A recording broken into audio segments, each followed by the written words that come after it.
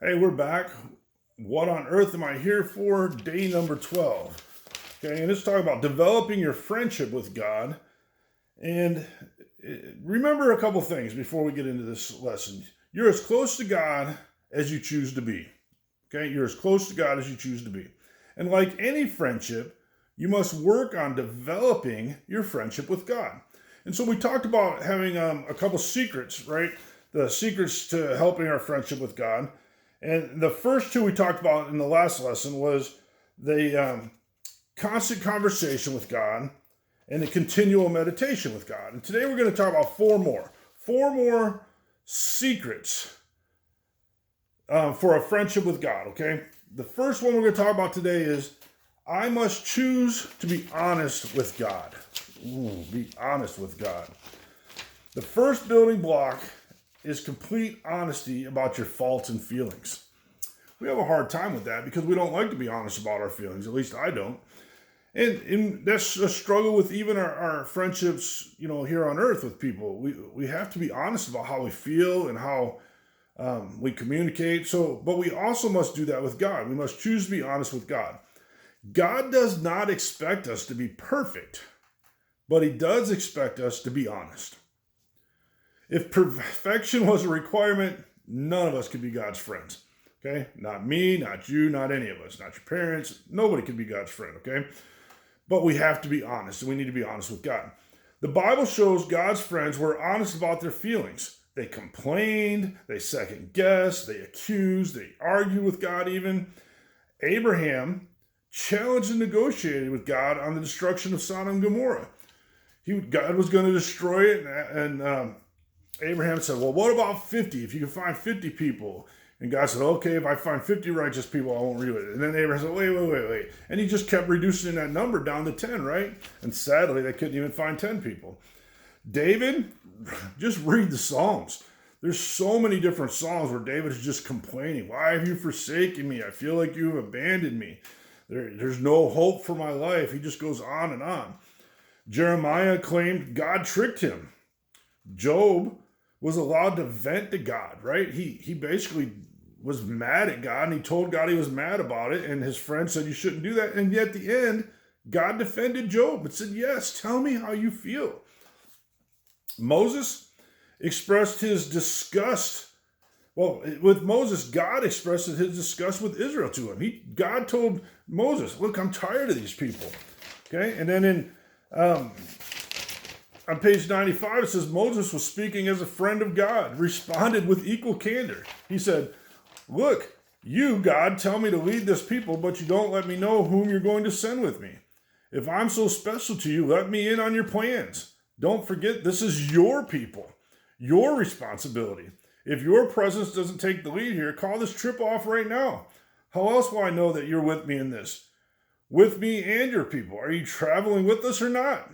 God said to Moses, all right, just as you say, this also will I do. For I know you well, and you are special to me. They basically had it out, Moses and God there for a little bit. God said, I'm tired of the people. And Moses said, I am too, but they're your people. Help me deal with them. Okay? So, but then we also run into some problems, right? And different things. And when the problems occur, we want to blame God. People often blame God for the hurts that are caused by others. And this creates what William Backus calls your hidden rift with God, or bitterness, okay?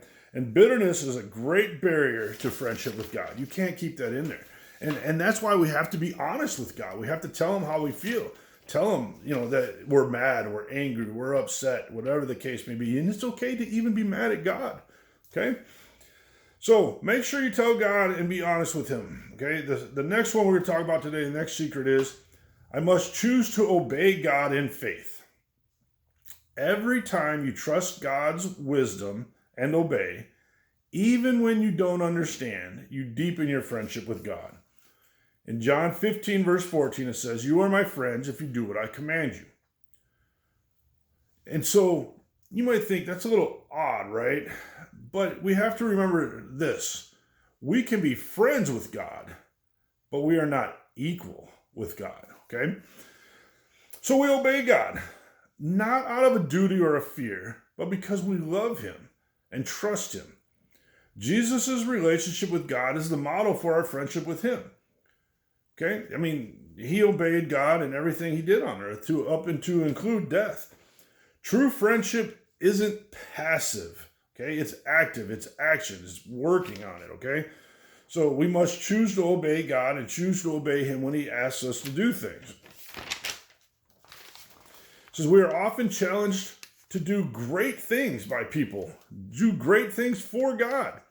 Actually, God is more pleased when we do small things for him out of loving obedience.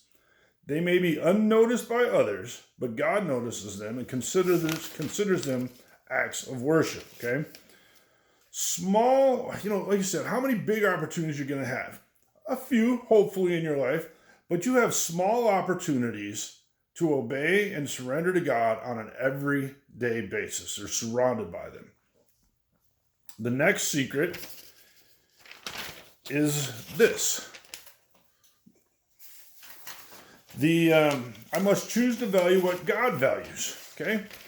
You ever have a friend and you start liking what they like and doing what they like, right? This is what friends do. They care about what is important to the other person. It says, the more you become God's friend, the more you will care about the things he cares about. Grieve over the things he grieves over, and rejoice over the things that bring pleasure to him. Okay? You're growing to be more like Christ. So then the question is, what does God care about most? What does God care about most? First and foremost, the salvation of people, their redemption, right? The whole reason Jesus came to earth was for the salvation of us sinners. Luke 15:7 says there will be more joy in heaven over one sinner who repents than over 99 just persons who don't need repentance, okay?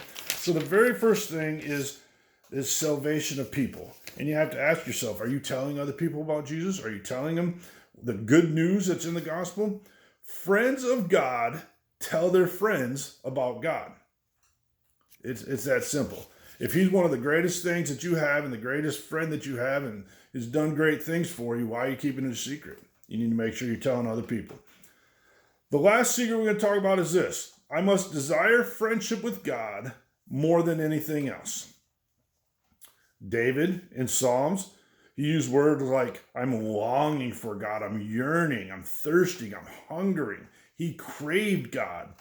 Jacob actually wrestled with God in Genesis 32:26. He was wrestling with God and he says, I will not let you go until you bless me. That's how much he wanted God. Paul had this passion for God that nothing mattered more. Okay, on page 99 of your book, it says, the Amplified Translation expresses the full force of Paul's passion. My determined purpose is that I may know him, that I may progressively become more deeply and intimately acquainted with him, perceiving and recognizing and understanding the wonders of his person more strongly and more clearly. Okay? Intimate friendship with God is a choice and not an accident. It's something that we need to long for and desire, that friendship with God. It needs to be more than anything else. You love to play basketball, that's great. Play basketball, but it can't be something you love more than God. Whatever, you fill in the blank there with basketball, with whatever the thing is you love. And it's not a bad thing to love those things, but it becomes a problem if you love those more than God. Okay, in conclusion, I want to do this. Read something from page 100 here. Okay, it talks about your relationship with God is the most important relationship you'll ever have. There is nothing, absolutely nothing more important than developing a friendship with God. It's a relationship that will last forever. Paul told Timothy, some of these people have missed the most important thing in life. They don't know God. Have you been missing out on the most important thing in life? You can do something about it starting right now. Remember, it's your choice. You are as close to God as you choose to be.